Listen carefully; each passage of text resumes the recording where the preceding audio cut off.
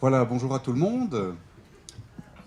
Voilà, donc je me présente, David Laloy, je suis responsable du CERSO, le Centre de ressources pour le social, qui est le centre de formation continue et de recherche de la catégorie sociale de la Haute École Louvain-en-Hainaut. Et donc le CERSO a eu l'occasion de participer à toute une série de projets donc soutenus par la PEF, pardon, et qui concernent donc le tutorat. Donc on a pu mener des recherches-actions sur la question du tutorat et on a également participé à l'élaboration de boîtes à outils, d'ailleurs, qui sont disponibles ici.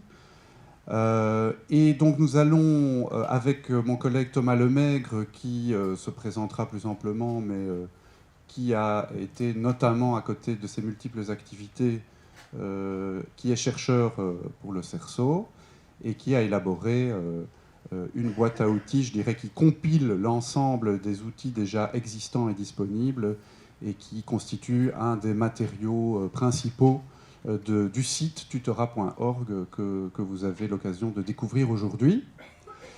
Et donc on va aborder ensemble la question des enjeux en passant par trois points importants. D'abord peut-être rappeler quelques éléments de contexte qui nous semblent constituer un terreau favorable à une demande de plus en plus croissante de tutorat. Ensuite, sur base de nos différentes recherches, on va mettre en avant toute une série d'apports, de bénéfices, de plus-values que le tutorat peut apporter, évidemment à condition qu'il se fasse dans des bonnes conditions. Et ça c'est évidemment le débat de la journée. Et puis enfin, on terminera par quelques nœuds de tension autour du tutorat et nœuds de tension qui pourront être débattus également en atelier. Alors d'abord au niveau du contexte et des éléments de contexte qui, selon nous, favorisent l'augmentation de la demande de tutorat. Alors, un premier point, évidemment, que vous connaissez et dont vous êtes tout à fait conscient, c'est un phénomène démographique de grande ampleur qui touche nos sociétés occidentales. Il s'agit du vieillissement de la population, c'est-à-dire du fait qu'il y a une proportion de plus en plus importante de personnes âgées en comparaison, je dirais, hein, en proportion par rapport aux plus jeunes. Et la population des travailleurs des secteurs qui nous intéressent ici ne fait pas exception. Elle est également confrontée à ce vieillissement de la population de manière générale, des travailleurs, et ces secteurs vont être confrontés au départ d'une grande proportion de travailleurs, et ils sont déjà confrontés à ces départs-là. Dans les 10-15 années à venir, on estime dans certains secteurs que près de 40% des travailleurs vont partir à la retraite. Donc évidemment, un des premiers défis qui s'impose, c'est de pouvoir remplacer ces travailleurs, engager donc un grand nombre de nouveaux travailleurs, et de pouvoir évidemment les accueillir et faire en sorte qu'ils soient le plus rapidement opérationnels. Le tutorat, évidemment, est une réponse.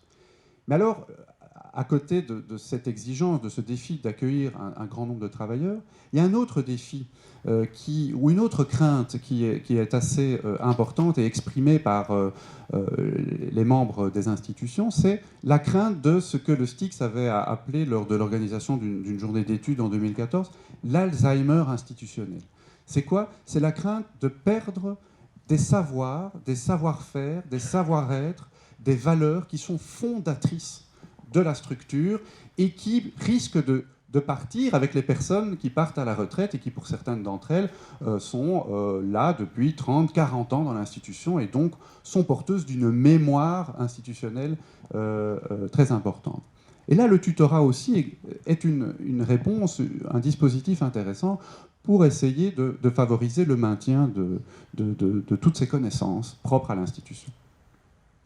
Alors d'autres éléments qui ne datent pas d'hier, évidemment, mais qui s'accentuent de plus en plus d'après les observations qu'on peut faire, c'est les éléments de mutation auxquels nous sommes touchés dans les différents secteurs ici qui nous intéressent, notamment les mutations des publics, l'évolution rapide des publics. Nombreux sont ceux qui disent que les publics évoluent et que nous devons prendre en charge de nouveaux types de publics, de nouveaux types de problématiques également. Et puis, les pratiques évoluent également. Les pratiques de travail social, d'accompagnement, etc., évoluent, non seulement parfois suite à de nouvelles injonctions politiques, institutionnelles, etc. Mais aussi, ce sont des évolutions qui sont propres à l'évolution des connaissances en travail social, dans le secteur éducatif, etc., etc. Et donc, ça ne date pas d'hier non plus, dans ce type de secteur, il y a d'un côté une moindre légitimité de la qualification, c'est-à-dire des capacités dévolues grâce au diplôme, et plutôt l'idée que finalement les compétences se déploient en situation réelle et que la formation, elle est très intéressante, la formation initiale, mais c'est réellement en situation réelle que le travailleur peut montrer et déployer toute sa professionnalité. Et donc là, le tutorat également est évidemment très pertinent puisqu'il s'exprime, il se déploie en situation réelle, il travaille la compétence effectivement mobilisée dans une activité réelle, pour reprendre donc l'expression de Bernard de Backer. Alors, d'autres éléments de contexte, tels que, de manière générale, le défi généralisé de l'insertion des jeunes travailleurs dans le monde du travail, que ce soit du fait d'un taux de chômage quand même assez important des populations de 18 à 30 ans, et donc une population sur laquelle de plus en plus de mesures sont déployées afin de favoriser leur insertion socio-professionnelle. Et puis, cette insertion, elle se fait déjà au niveau du stage, hein, dans le cadre des formations. Et aujourd'hui, la journée est aussi consacrée, bien entendu, au tutorat de formation, c'est-à-dire le tutorat qu'on peut proposer aux stagiaires, aux étudiants, et qui viennent faire un stage dans vos institutions, par exemple.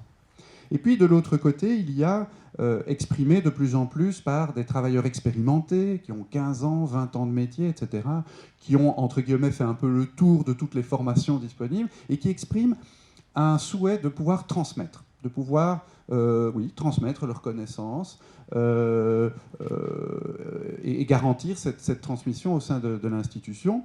Et puis on pense souvent aux plus âgés, mais en fait cette fatigue-là peut s'exprimer déjà plus jeune en cours de carrière, une demande pour certains travailleurs dans certaines fonctions peut-être plus difficiles, plus pénibles, une demande d'allègement de la charge physique et psychosociale.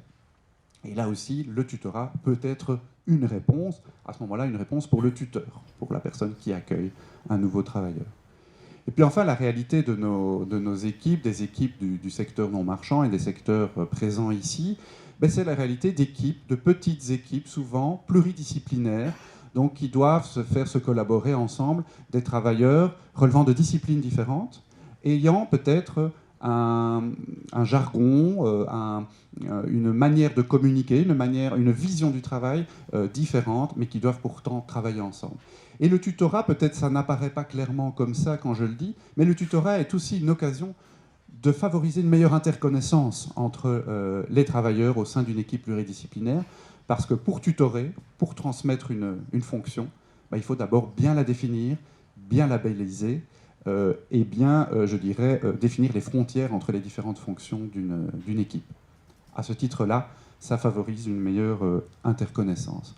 Donc vous avez vu déjà dans mon exposé sur les enjeux, enfin sur les éléments de contexte, j'ai amené des éléments, je dirais, de plus-value, des apports du tutorat.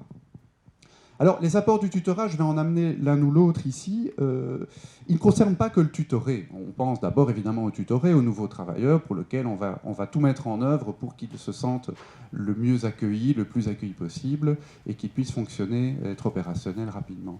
Mais en fait, on a remarqué dans le cadre de nos recherches que le tutorat pouvait également, dans des bonnes conditions, apporter de la plus-value pour les tuteurs, pour l'équipe, pour le service et l'institution de manière générale, et puis même plus largement pour les partenaires extérieurs de la structure, et puis pour les bénéficiaires, bien sûr, pour le public pris en charge. Alors je ne vais pas tout passer en revue, mais peut-être simplement dire que pour le tutoré, un premier point qui semble peut-être un peu anecdotique et qui pourtant a une très grande importance, c'est que le tutorat permet aux nouveaux travailleurs ou aux stagiaires de se sentir attendus. Dans ce premier jour, quand il arrive dans la structure, il se sent attendu, il se sent accueilli dès son arrivée. Et là, clairement, c'est un très très bon point de départ, d'accord, pour le nouveau travailleur. Et autre élément peut-être aussi qui paraît anecdotique, mais qui pourtant est ressorti de manière prépondérante, c'est le fait de recevoir des informations très pratico-pratiques le premier jour, du genre, vous allez peut-être rire, mais où sont les toilettes? Parce que quand on est un nouveau travailleur ou un jeune stagiaire, c'est peut-être pas des questions qu'on ose toujours poser. Et donc, le fait de recevoir immédiatement ce genre d'informations très pratico-pratiques, ça met à l'aise, ça met en confiance, et on peut plus rapidement se concentrer sur la nature, le cœur du métier. Évidemment, le tutorat favorise une intégration plus rapide dans l'équipe, une meilleure vision du projet de l'institution. Il donne des outils de réflexion pour prendre du recul par rapport à la pratique, pour ne pas être tout le temps dans l'action, pour à un moment donné prendre du recul et donner du sens à la pratique. Alors pour le tuteur, vous demandez peut-être, mais qu'est-ce que le tutorat peut lui apporter? Je l'avais déjà plus ou moins dit juste avant, ça permet de clarifier et de mieux reconnaître la fonction à transmettre, puisque, comme je l'ai dit, pour transmettre une fonction, il faut d'abord bien la définir, et puis se dire que si on doit la transmettre, c'est qu'elle a une place importante dans la structure. Pour le tuteur aussi, lorsque ça se passe dans de bonnes conditions, le tutorat peut favoriser un renouvellement du regard, parce que le nouveau travailleur arrive avec des nouvelles questions, des questions ou des nouvelles manières de voir le travail et la pratique d'accompagnement du fait de sa formation récente ou du fait de ses autres expériences professionnelles. Et donc, lorsque ça se passe sur le mode de l'échange et du dialogue, le tuteur peut également renouveler son regard. L'acquisition de nouvelles compétences fait partie aussi de la plus-value, une certaine amélioration de la confiance en soi également. Et puis lorsque c'est un travailleur sur le départ, donc qui part à la retraite et qui transmet sa fonction avant de partir à la retraite, on a observé que ça lui permettait de partir, je dirais, avec un certain apaisement, avec un départ à la retraite dans de bonnes conditions, en paix, le cœur tranquille. Ce sont des expressions que nous ont données les tuteurs eux-mêmes. Enfin, ensuite pour l'équipe, parce que vous le verrez, et ce sera le maître mot sans doute, un des maîtres mots de la journée, le tutorat, ça ne s'improvise pas, il doit être réfléchi en équipe. Toute l'équipe est finalement concernée par le tutorat, par l'accueil de nouveaux travailleurs. Ce n'est pas parce qu'il y a un tuteur que le reste de l'équipe n'est pas concerné. Et grâce à ce travail de préalable en amont, ce travail préparatoire, bien, ça favorise une meilleure interconnaissance au sein de l'équipe. Ça valorise les savoirs, les savoir-faire, les savoir-être également, qui sont le propre de l'équipe, de la structure. Et on va même jusqu'à finalement renforcer, re-questionner parfois, et puis renforcer l'identité de la structure, une réflexion approfondie sur son objet social, sur ses missions. Et puis, comme je le disais, ça permet également de pérenniser le maintien des valeurs, des savoir-faire de la structure. Enfin, oui, le tutorat également apporte quelque chose pour les partenaires extérieurs avec lesquels la structure a l'habitude de travailler. Et il est intéressant de pouvoir visibiliser la transition. Le fait que vous aviez l'habitude de travailler avec telle personne, cette personne va être remplacée et progressivement, on fait connaissance avec cette nouvelle personne. Et c'est particulièrement important aussi pour les bénéficiaires, pour les personnes prises en charge. On avait pu l'observer dans le secteur du handicap, dans le secteur de l'aide à la jeunesse, etc. C'est sécurisant pour le bénéficiaire que la transition se fasse de façon visible et douce. Qu'il ne soit pas surpris du jour au lendemain d'avoir affaire, je dirais, à un nouveau travailleur.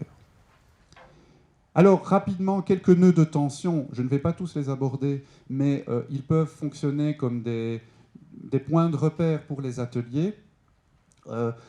Par exemple, je vais parler du deuxième ici, la tension entre cette exigence, ce souhait de pouvoir stabiliser les savoir-faire et savoir-être d'une structure, de pouvoir stabiliser les pratiques, les manières de faire.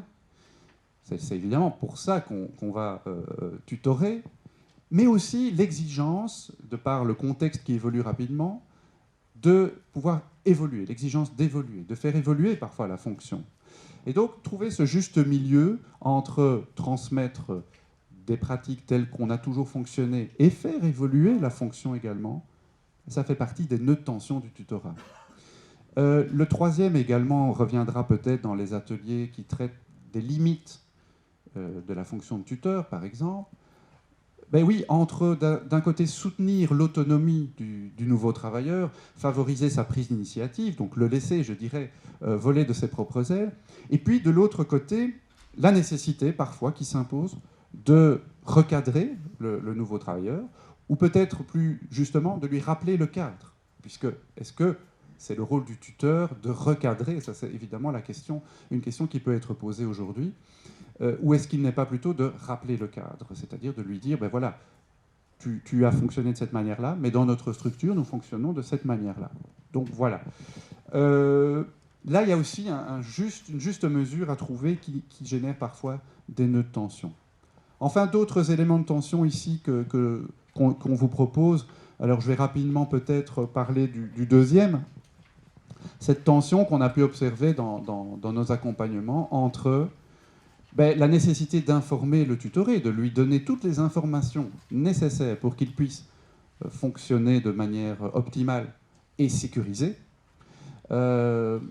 Et puis de l'autre côté, l'importance peut-être de le laisser découvrir par lui-même certains aspects du métier, certains aspects peut-être du public à prendre en charge, etc. Et là aussi, ça fait l'objet de nombreuses discussions, de nombreuses tensions. Jusqu'où faut-il informer ? Et dans quelle mesure faut-il laisser découvrir le nouveau travailleur ? Voilà, je vais m'arrêter là et passer la parole à mon collègue Thomas Lemaigre qui va vous proposer un focus plus spécifique sur les jeunes travailleurs et les jeunes stagiaires.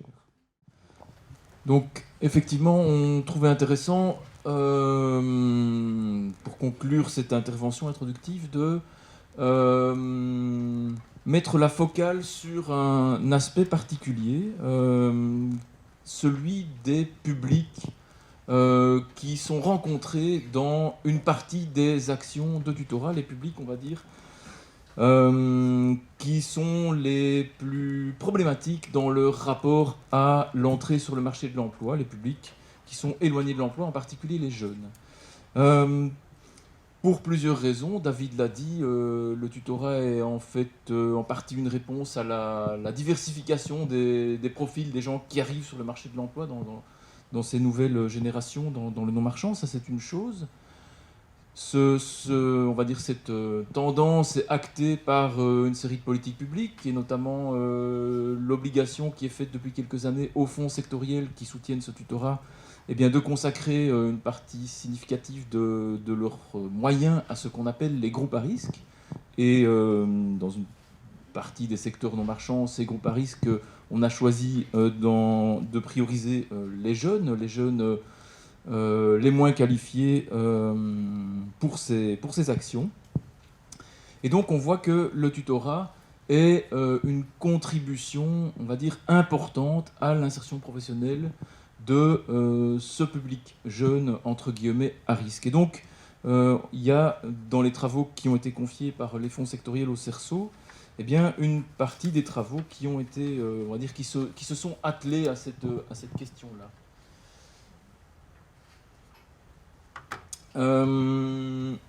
Qui sont ces jeunes ? Alors vous les connaissez sans doute, en tout cas une partie d'entre vous, puisque dans ces travaux, on est allé à votre rencontre, à la rencontre aussi des établissements d'enseignement ou de formation qui travaillent avec ces jeunes et qui collaborent avec vous. On parle de jeunes, et donc c'est intéressant de détailler un peu leur profil, parce qu'on va voir qu'il va conditionner d'une certaine manière une partie de la manière dont se déroule le tutorat. Ces jeunes sont des jeunes qui ont un parcours scolaire relativement chaotique, qui n'est pas nécessairement le parcours que vous, tuteurs ou responsables d'institutions, avez connu. Ils ont une expérience de l'école qui est un peu particulière, marquée par l'échec, etc. Et ça va se retrouver dans la manière dont ils envisagent, dont ils vivent, dont se déroule leur parcours d'arrivée sur le marché de l'emploi, et aussi leur parcours pour accéder, parce que c'est souvent nécessaire, pour accéder aux droits sociaux. Ce sont en plus des publics qui, forcément, je dirais par définition, ne sont pas les mieux dotés en ressources pour se projeter dans l'avenir, pour se situer sur le marché de l'emploi sur lequel ils sont en train d'arriver, dans leur avenir professionnel, dans leur avenir plus largement en tant qu'adultes. On est dans l'adolescence, on on est dans la transition entre adolescence et vie autonome, y compris économiquement. Ça pose toute une série de questions qui s'entrechoquent. Et il s'agit de découvrir, de se faire à l'idée de c'est quoi être adulte. Ensuite, on a aussi des gens qui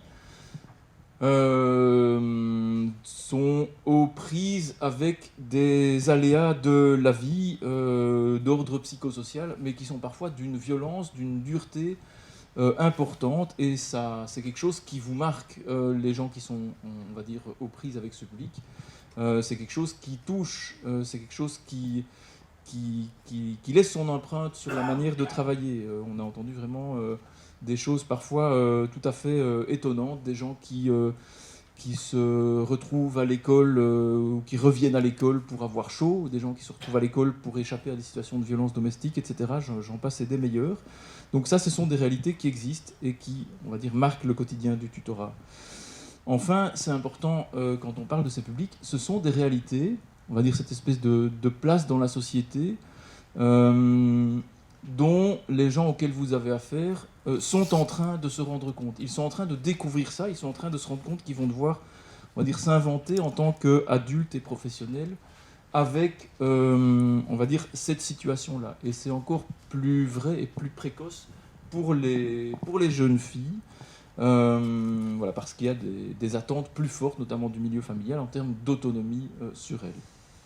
Donc, une fois qu'on commence à prendre conscience de cette dimension, c'est intéressant de relire le rôle de l'autre partie du tutorat, le tuteur.